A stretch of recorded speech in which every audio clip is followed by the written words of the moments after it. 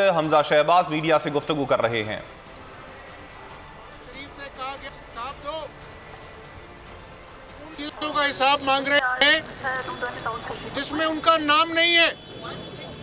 और पनामा से बात शुरू हुई, अकामा पे आके खत्म हुई। कहता हूँ कि खोदा पहाड़ निकला चूहा। शहबाज शरीफ को कैसे बुलाया, ये नैब नियाजी नट गठ जोड़ के नतीजे में साफ पानी में गिरफ्तार किया। आज साफ पानी का केस अवाम जान ले, 16 मुल्ज़िमान बरी होते हैं। इमरान नियाजी साहब, ये अवामी अदालत है।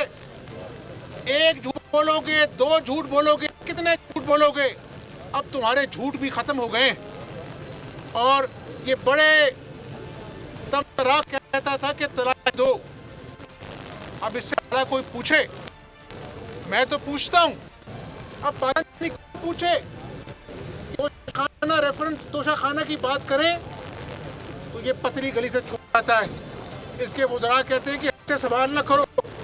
और भाई, रियासत मदीना की मिसाल देते हो। सैयदना उमर फारूक रज़ी अल्लाह तआला अन्हु से पूछा गया, ये बनते हो, तुम बताओ कि तोशाखाना में तुमने क्या क्या अपनी जेब में डाला है और डिक्लेयर तक नहीं किया।